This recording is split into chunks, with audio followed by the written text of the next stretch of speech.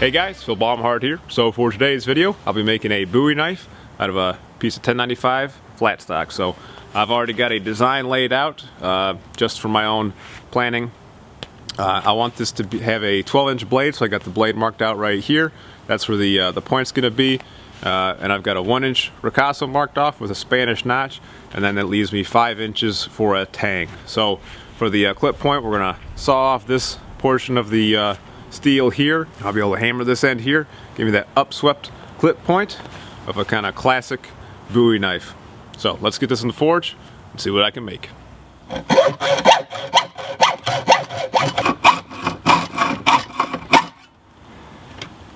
So, as always, this hacksaw kind of has a mind of its own, so you can see that once I started cutting it just wanted to go out this way.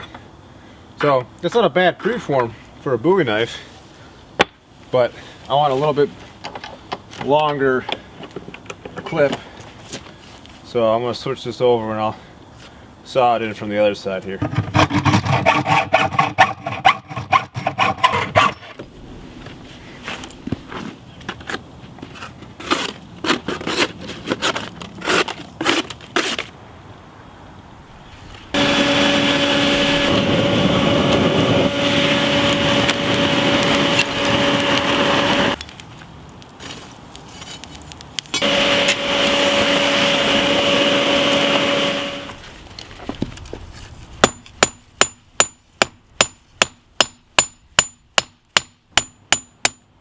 I like to use a light hammer for this. This is 3 pounds. This is about as heavy as I'm going to go on this.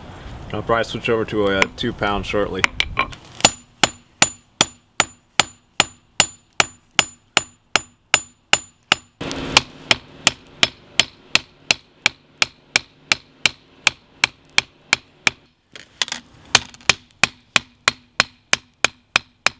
If we look at this, there I can still see the marker line for my 12-inch mark. So if we line that up, it looks like we got an extra inch or two of the point just by drawing out the end there. So I kind of intentionally made this sweep up quite more than what I intended, because I think I'm going to lose some of the point in shaping up the 2 bevels here. So that's okay. I'll still have my 12-inch blade, and I'll still have all my handle material. So once this cools down, I'll cut out the tang. Okay, so I've redrawn the lines that I'm going to cut. So I'm going to cut down here, little step down there, and I have another step down, and that's where the hilt is going to go, and the rest is going to be where the tang is going to go. And what I'd like to do is cut out this piece here, and then use this piece as the hilt of the knife.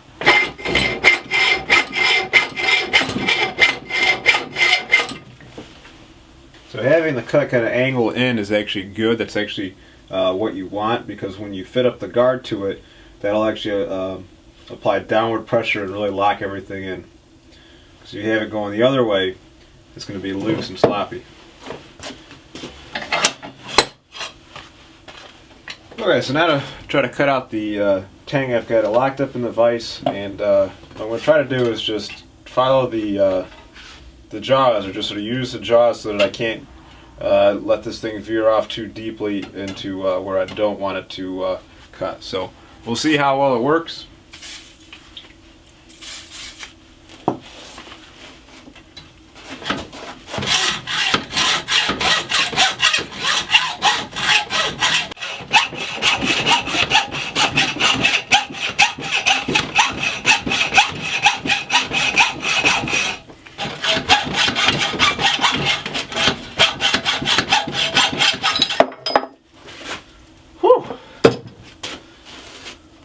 Surprisingly, it worked exactly as I planned it to. So when people worry about these big knives with narrow hidden tangs, they think that they're weak and that they're going to break. Now there's still a lot of steel there, like a lot of steel, and the only way that would break is if you had this whole blade jammed into something you're trying to pry it, and that 90-degree angle creates a stress point, and that's where it would break, is at that 90-degree angle. So if you have a taper, it basically negates any risk of that happening. So what I'm trying to do is take my half round file and just sort of put a little radius on that 90 degrees so that it's not as steep a transition, because I got to cut this down anyways. There's a step down for the guard, so we'll just see if this works. So this is a full round file.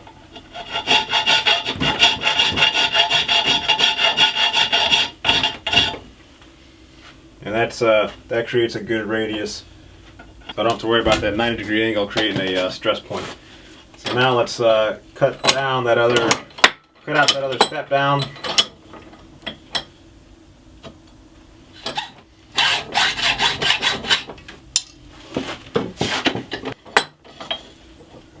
And I can radius that a bit too. Alright, now I just got to do that same thing to the other side. Whew. Okay, we're almost to the end there. So periodically I'm spraying it down with WD-40. And one thing I want to point out is rather than just sawing straight in all the time, what helps is kind of going at an angle and then going in from the other angle.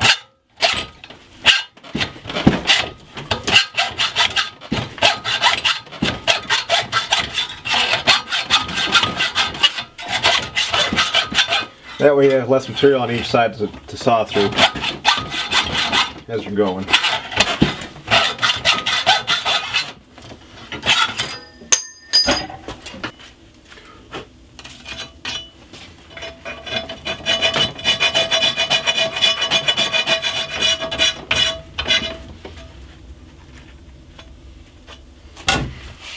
Okay, so I got my piece that I'm going to use for the guard, and I've lined it up as far as evenness, because it's going to be a big guard that's going to kind of curve upwards. That's what I'd like, so I'll do a little bit of hammering, and I need to chisel through the center there. So I've figured it out with the marker where the center line is.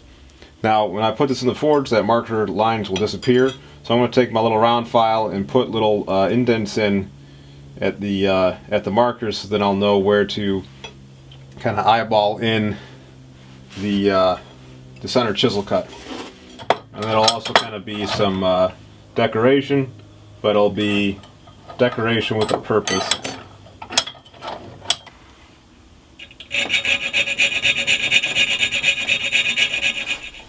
Okay, there we go. So let's get it over to the forge, and I'll chisel that out. And then we'll fit that up, and that's going to go up over that little square area. So I measured it out to be the same length as the chisel that I have.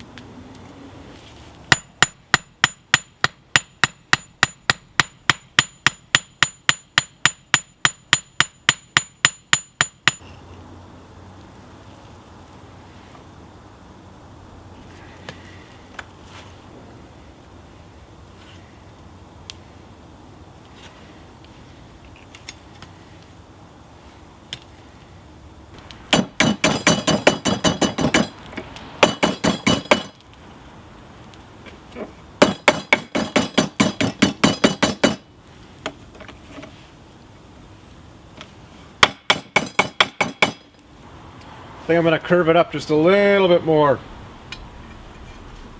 Gotta grab some better tongs first.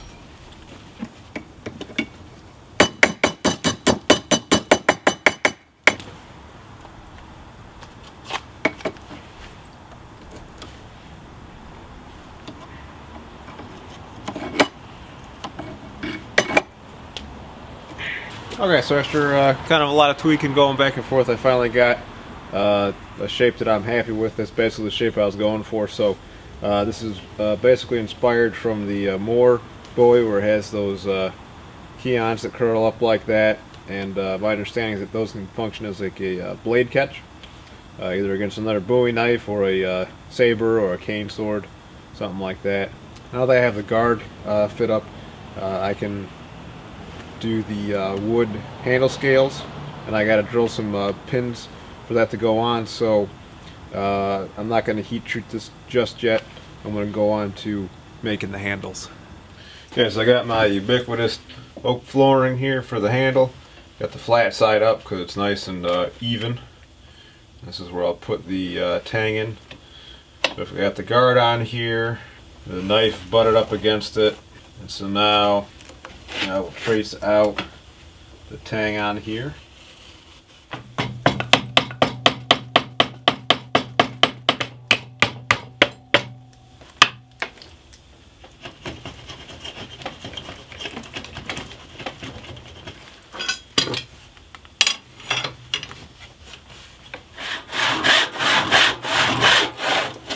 Okay, so we got our two pieces of handle slab here. The blade fits in nicely.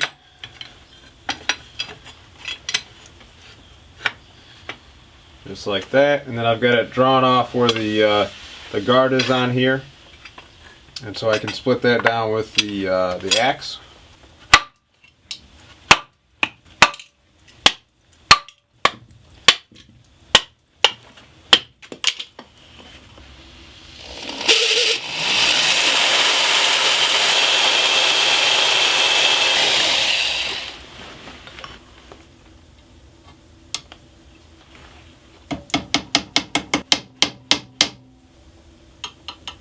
Okay, so I got one pin through the blade and the one handle slab, and then I've got the other handle slab clamped on there. So at this stage it's important that the hilt isn't moving around as I drill it, because the handle is basically what is going to be locking it into place. So I've got this hole empty, so now I can go through with the drill and drill out that other handle piece.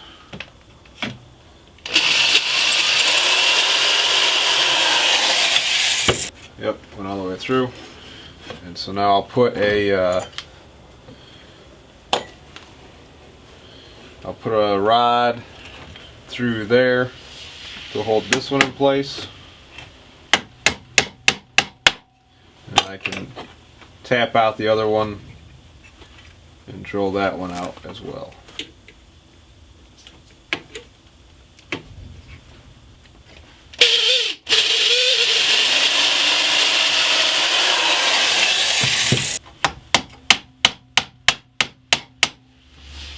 There's a little bit of wobble. You can kind of hear it. Not a big deal. Hopefully some glue will take care of that when it comes time to epoxy it up. But now we can start getting our handle shape in.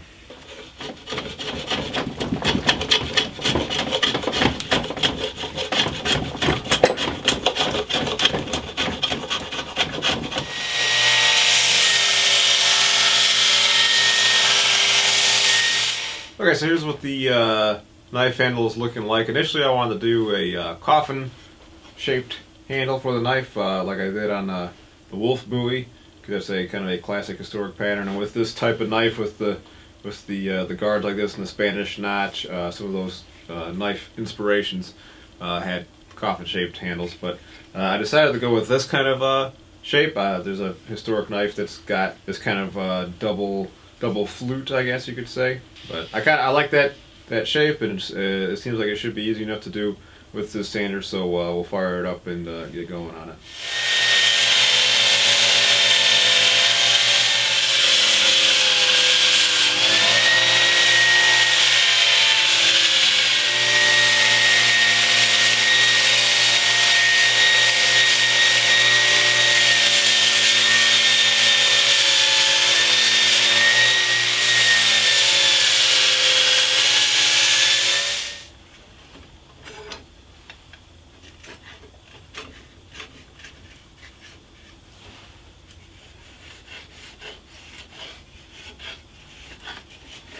So with just these two pins in here, I'm having a little bit of movement on the handle slabs together, like they're not lining up perfectly even all the time as I'm sanding them, which is not going to give me a good fit. You know, that's going to be problematic. So what I'm going to try doing is adding extra pins that are going to go through just the wood on either side of the tang.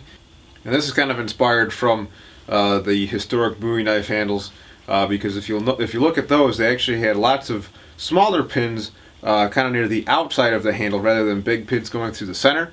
My hypothesis is that they used those smaller pins to kind of hold the two handle slabs together around the tang rather than go right through the tang itself. Because especially back in those days, it was harder to drill through the steel rather than wood. So we're going to give it a shot. So I'm thinking here, here, here, here, and probably up here as well. I've got some thin brass rod that I'll be using for that. We'll just see if we can drill these holes out first.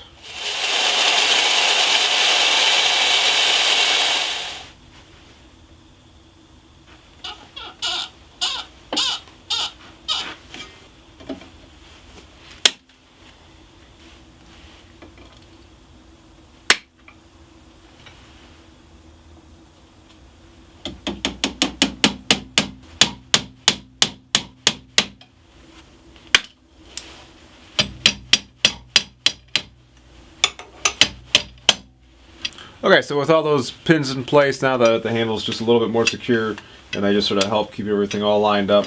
I think they look pretty nice, and it also gives it kind of a flair of historic accuracy, which is what I always like to do. So I can cut down this end now, and then we'll kind of just start putting in the final shapes.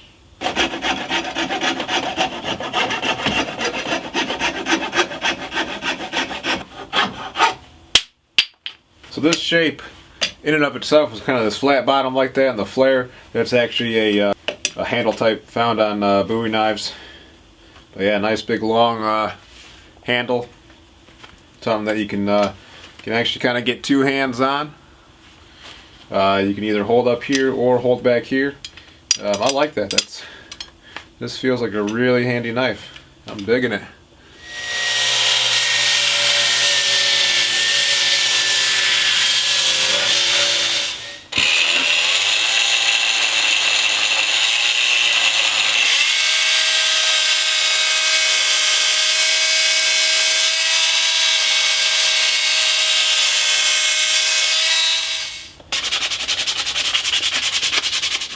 Okay, so I got the knife locked up in the vise. This is the spine here, and I'm going to do a little bit of file work on here. And this is inspired by the Moore Bowie, and it apparently had these kind of backwards file teeth that pointed out towards the tip of the knife. And there's a knife maker who I'm basing this design off of named John Fitzen, and he was kind of a influence for me in a time where I was just learning about knives. And he's kind of an odd character, maybe not the best role model per se, but he definitely was an influencer on my knowledge of Bowie knives. It kind of got me started on my research quest on Bowie knives. So I'm going to give credit where credit is due. And on the Moore Bowie, it had the backward facing teeth, and his hypothesis on that was that those were kind of an assist with as a blade catcher. So in conjunction with the guard with the curve on it, that you'd be able to kind of get a good lock with the spine of your knife on a opponent's blade. And the teeth went this way because if you made it facing the other way, it would definitely lock another blade in better, but it would lock it in too good, and it would be real difficult to get it out, and then both of your knives would be locked up.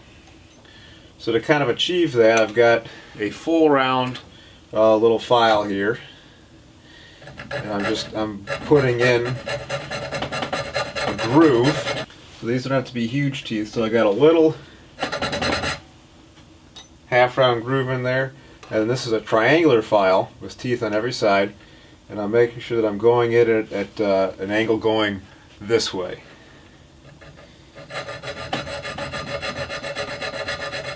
And then I get my teeth. I understand this is really just for decoration. I don't really feel like that it's super practical, but I do think it's cool. And for this Bowie, I'm really kind of just pulling out all the stops, and I'm just sort of putting all the little kind of knife fighter elements that I always liked. This is kind of me putting in all my guilty pleasures into one knife. I found it's best to start the round file right about where the end of the triangular file marks stop, right there. That's the way to get the teeth closest together.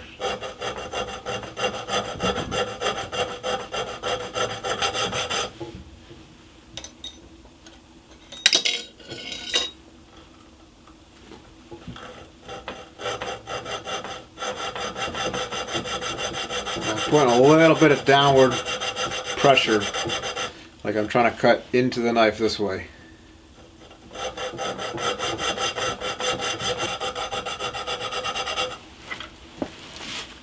Okay, so I'm about halfway up the spine.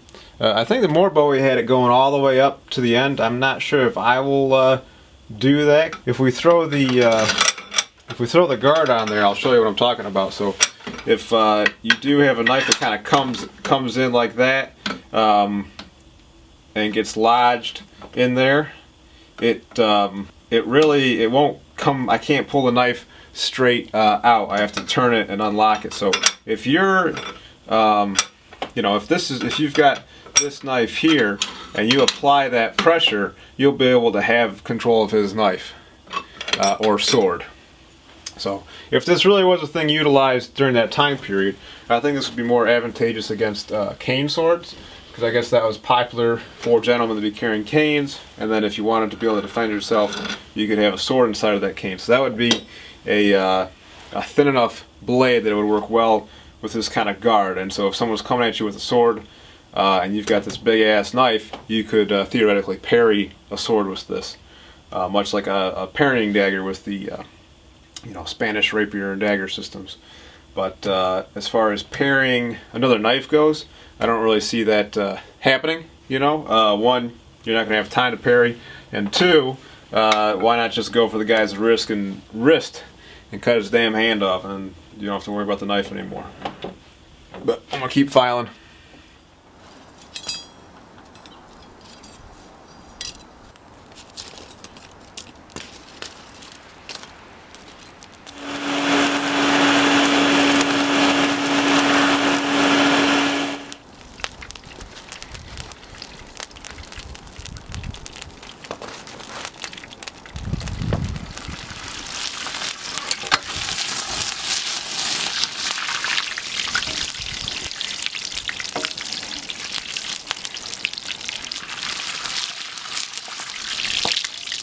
Okay, I got it hot, or I got it straight, but I can see that, there you go, right there. You can see some of that temper color coming back, so the blue in there, so I'm going to try quenching this again.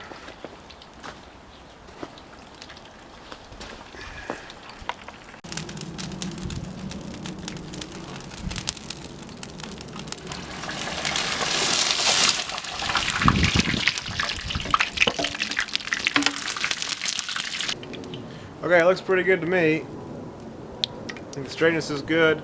I tried not to let it get too hot that time. You're only supposed to get it to temperature. It doesn't have to be overly hot. But it's tough sometimes to get that whole blade up to temperature, because some spots will get hotter than others. So, especially with a larger knife like this, it is a challenge. I think I'm good to go on this, and hopefully any sort of minor things will work themselves out when I put the final edge on there.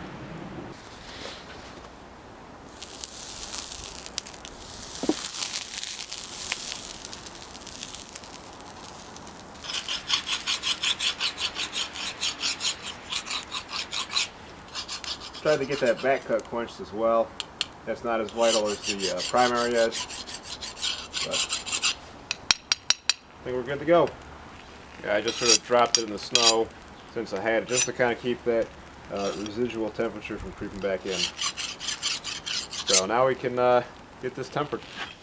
Okay, so as you saw, I quenched the blade here, and I put it in the oven and tempered it with the triple temper. So all that vegetable oil I quenched it in is kind of baked down there, so I'm going to use the wire wheel and see if I can get it off there. If it doesn't work out, I'll try soaking it in vinegar, and then we'll do it again. And then I also did a little bit of tweaking on the guard. If you guys notice, it's a little bit changed. I kind of gave it less of a dramatic curl in, kind of pulled it out. So it's taller, and it's not as close to the guard itself. I think that'll be a little bit better for catching blades and all that. And then I also started working on the sheath, and those keyons were interfering with the sheath, trying to put it on there. So it works out a lot better now, and I'm happy with the way it looks. But anywho, just figured I'd update you on that. Let's get this cleaned off.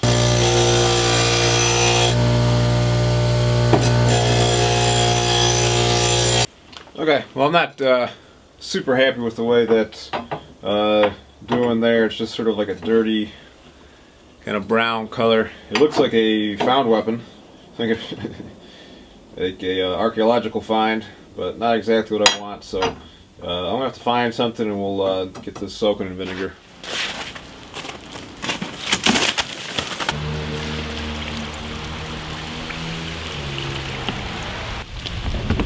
Okay, so after a few hours in the vinegar bath, the knife cleaned up pretty well. There's still a few little spots on there, but overall it's got a nice gray patina, so I think we're good to go to start grinding it. So I got a 150 grit belt here, and this is kind of the slack portion of the belt. So I've rigged up these 2x4s so that I can still get a nice kind of even surface. So I'm trying to keep this a pretty neat knife, and so I'm going to try to use this kind of as a jig to put the polish back in to the primary bevel, and then I'll be able to put the secondary edge bevel in there. But we'll try this out, see how well this works. It should work. Hopefully it works, but we will see.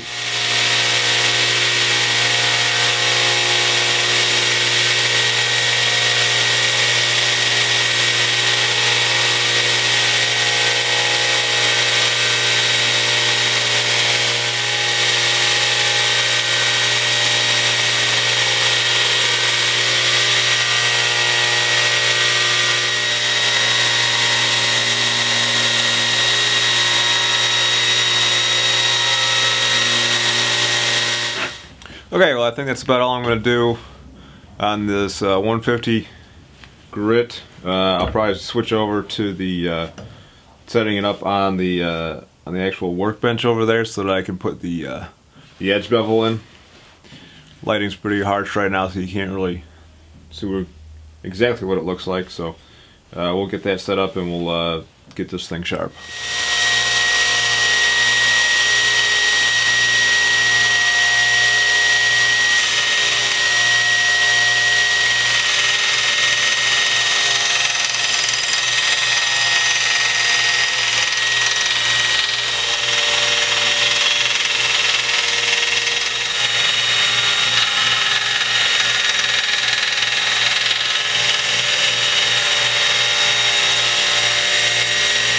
Okay, here's what the blade is looking like. Got a pretty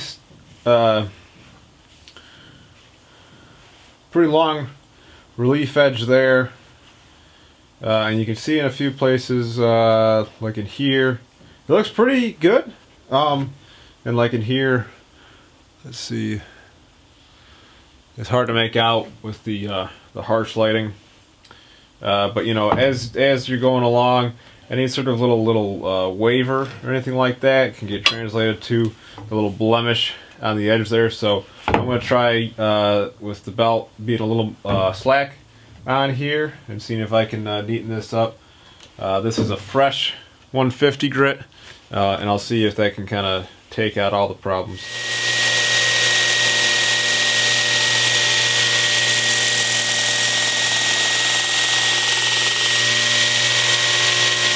Okay, so that really just blended the two edges together on this side, so that's a little weird. Not exactly what I wanted to do. Let me see if I can get that jig set up again. Let's see if I can put that better bevel back in there.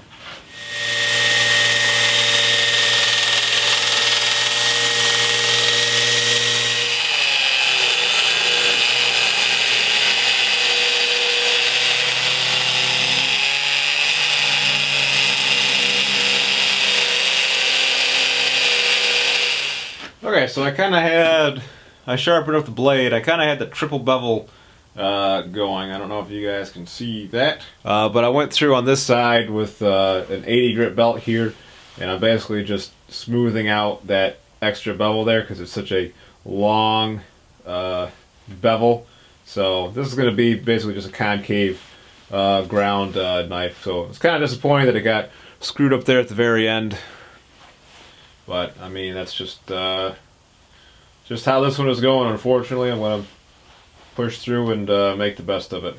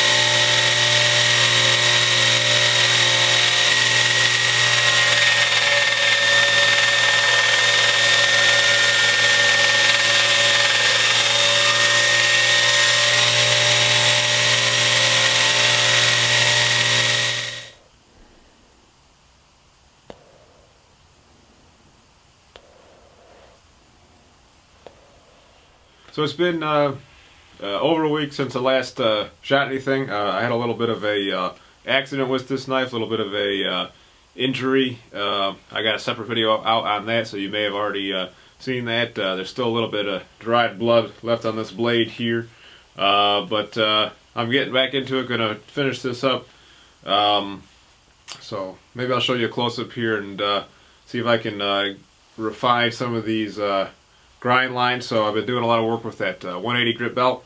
This is just an 80 grit belt, so a little bit rougher grit, so hopefully I can kind of smooth out any imperfections, because with that 180, you know, if I got the angle just slightly wrong, it wasn't very forgiving, and it really showed up since it was a finer grit. So it was kind of not turning out as nice as I wanted it to be. So because I went for just sort of the full polished look, I got to do a lot more work than I originally intended with this. So let's see if I can show you what this looks like. Light's still pretty bright. Yeah, so right up there, still a little bit of my blood left on it, but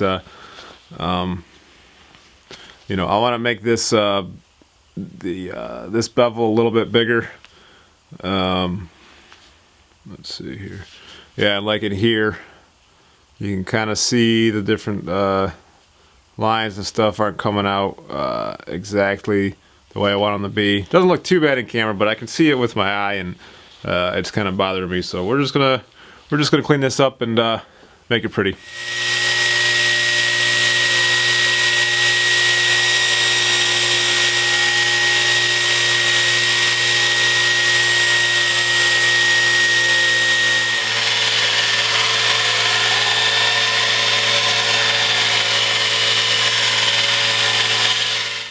I'm still not 100% happy with the way that the grind is going. It doesn't look too shabby. It was worse up here, and you can kind of, let's see, you can kind of make it out up here. There's just a couple different, yeah, there's just a couple different grind lines in there. So what I'm doing is I'm taking the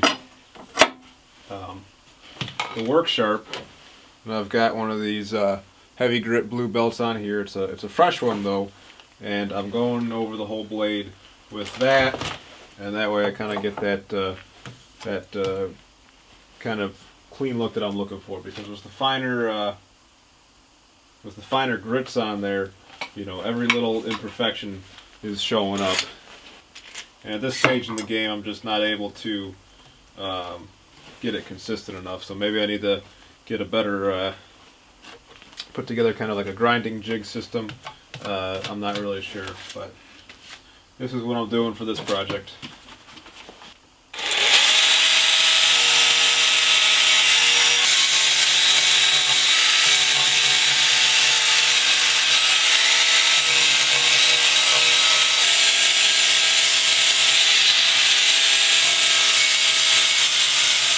So I got this buffing wheel. When I got the grinder, I haven't really used it all that much, but I'm going to use it on this to kind of just buff over the whole thing, and hopefully just smooth everything out and get the look I'm looking for.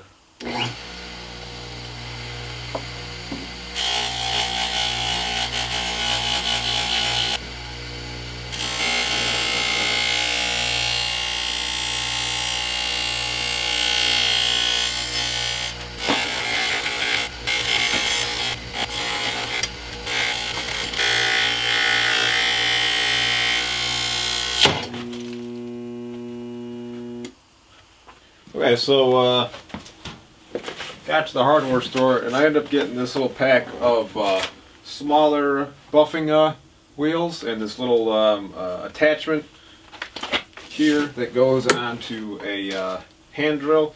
I feel a little more comfortable about using this to kind of go over the blade rather than trying to stick it on the big grinder, because like you saw, it kind of it's easy to get the blade, especially up here by the tip, caught in that and destroy it. And in my favorite books, The $50 Knife Shop, Wayne Goddard, the author of that, he calls the buffing wheel the most dangerous tool in the knife shop. Because if that thing grabs a knife, it can throw it, and I don't need another accident with this particular knife. So the other thing I got is this 3M. This is basically like a Scotch-Brite wheel. This is in the automotive section. This is for like taking off paint, basically. But I'm going to use this to kind of polish up all the little rough imperfections from the work sharp grinder.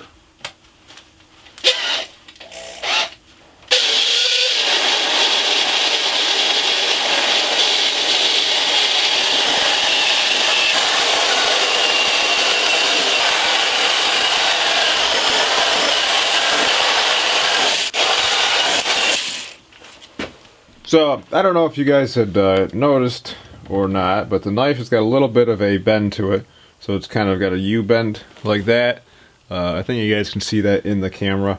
So, watch some quick videos on straightening warp blades, and this is one that I saw. So you got some round stock or bolts or something in the vise like this.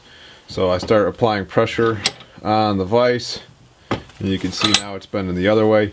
And so I went out and got a little propane torch here. So we'll fire this up, and we're going to apply some heat to the spine. We're going to watch the temperature and make sure that the edge doesn't get too soft. And we'll see if I can straighten this out.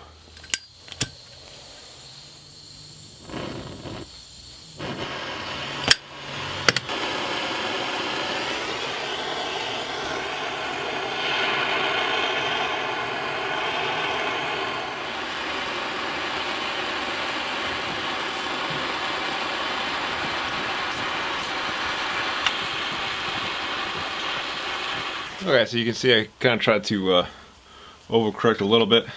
So let's release this and see if it worked. Okay, it's definitely a lot better. It's not perfect. Let's see if I can show you guys. Yeah, you can see that there's still a little... my lens is broken. New lens. You can see there's still a little bit of a bend. I gotta decide if that's acceptable or not. You can see the color change up there, so I might try that again. See if I can get a little bit more, but that's definitely better than what it was. So I'm happy with that.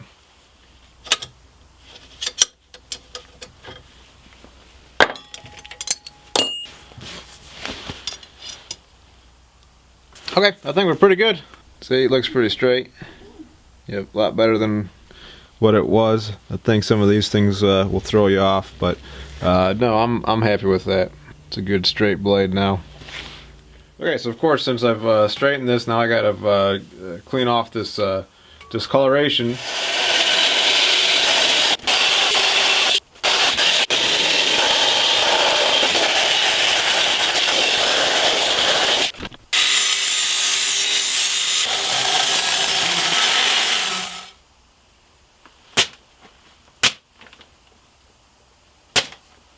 Alright, well I should be in the final stretch here. Blades sharpened. I just wanted to make sure that I could get it sharp with the guard on there, because the guard kind of ends right where the blade starts, so it might be tough to kind of get in there and get a good edge on it. But where I'm at right now is I got a little bit of slop with the guard, just from tinkering around with this, and then I think doing some adjustments to the guard. For some reason, it just seems a lot looser than what it was before. Maybe it was always this loose. But in any case, one thing I'm going to do is I've got a little scrap of leather, so I'm going to make a kind of collar that will sit in between the guard and the blade itself.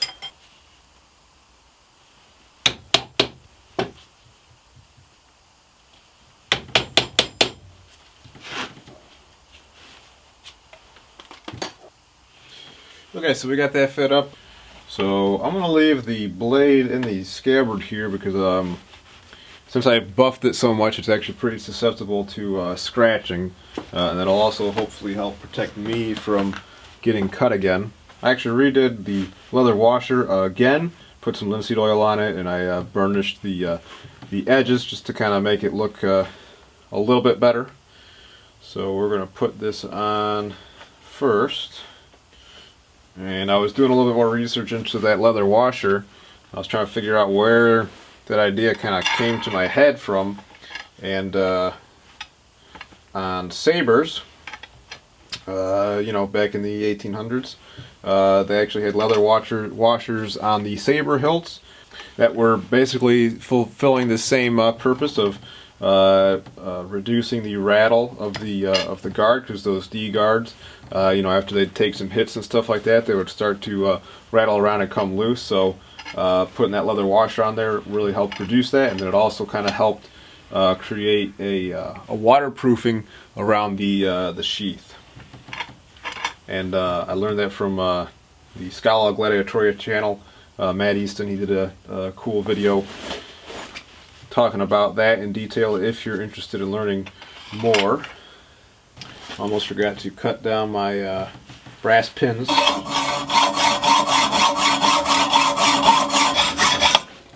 And so normally when I'm doing these kind of sandwiched together handles, I like to use the two-part epoxy that you squirt out from the tube.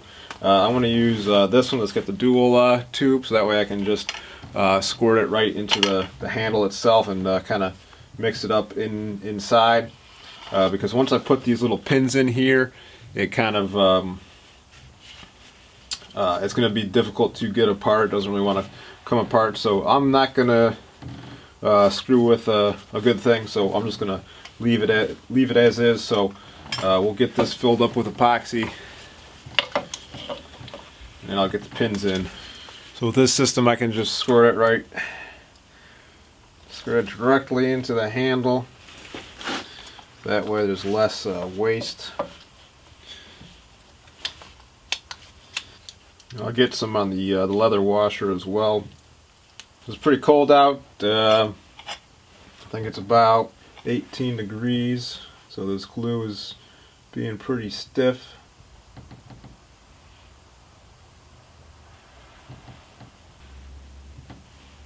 Okay, so I'll definitely be bringing this inside for the drying process.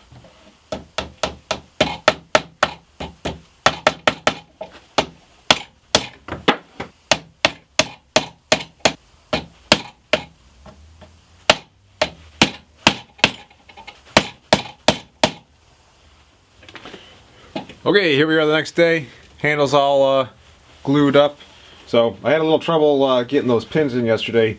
I think because of how cold it was, somewhere in the 18-19 degrees. The glue was just sort of stiffening up, so it wasn't you know, solidifying, but it was just sort of freezing up, and so it was really a bear trying to get those in. But so now I got it. You know, there's a bunch of dried glue on the outside of this, so that's why I left it kind of raw. So I'm just going to go through and clean that all up, sand it down, then we'll get a coat of stain on there.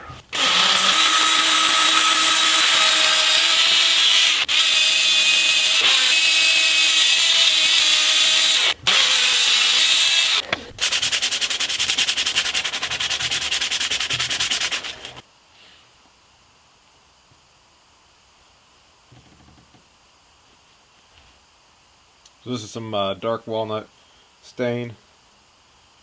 And once I get it all on here, I'll let it soak in for about 5 minutes, and I'll wipe it down, bring it inside, let it dry overnight in the room temperature house. I don't want to get too much on the guard here, but the stain will wipe off of the metal real easy, so I'll make sure to go back in and get all that off. So over the next couple of days I'll probably do a couple coats of stain, and then I'll do some linseed oil just to seal it in, also give it a little bit of grip traction.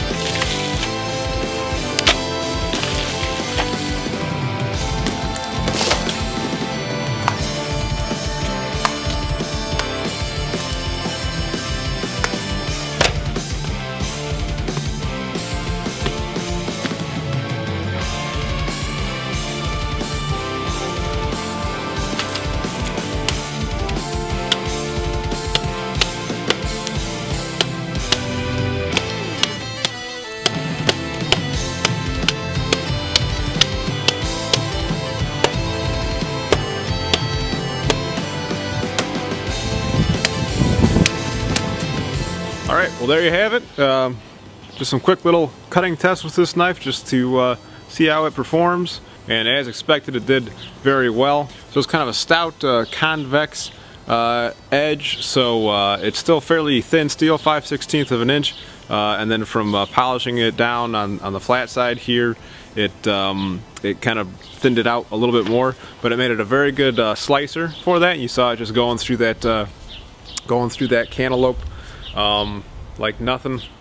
It didn't do as good in the bottle cuts as I was hoping, and I'm not really sure why that is. I think maybe since it's such a stout relief edge that it you know, it would go through one fairly easily, but when I had them all lined up, it just sort of rose. So that sharpened false edge cuts very well because of that, you know, accelerated cutting. It just sort of draws the material into itself, and the point, of course, just pierces effortlessly.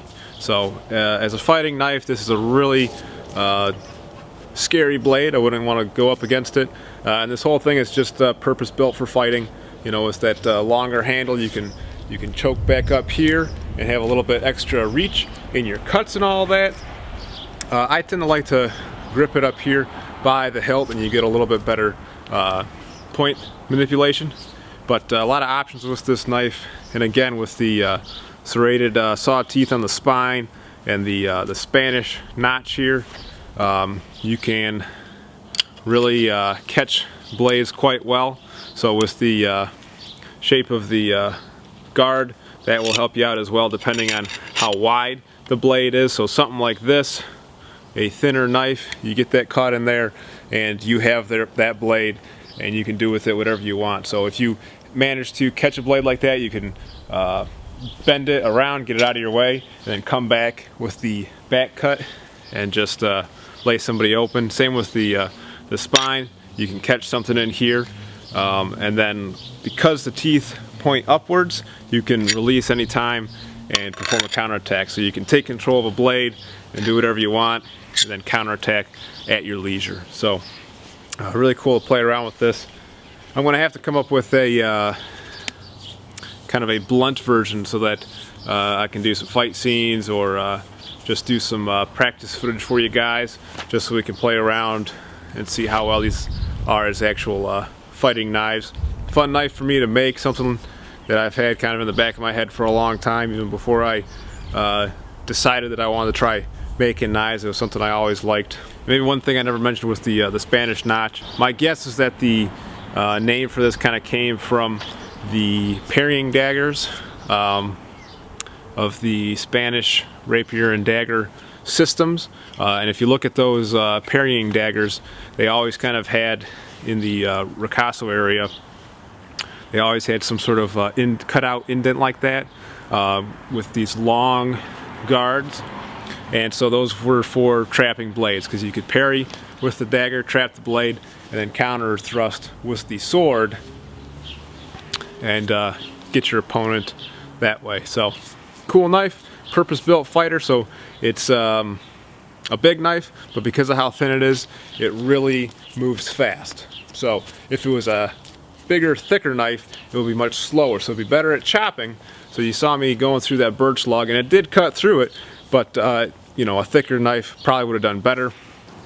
And then I tried doing some batoning with it, but with that sharpened edge, you know, the stick you're hammering with gets caught on there, and I really didn't, I don't know, I didn't really feel like abusing it and trying to go all the way through that log.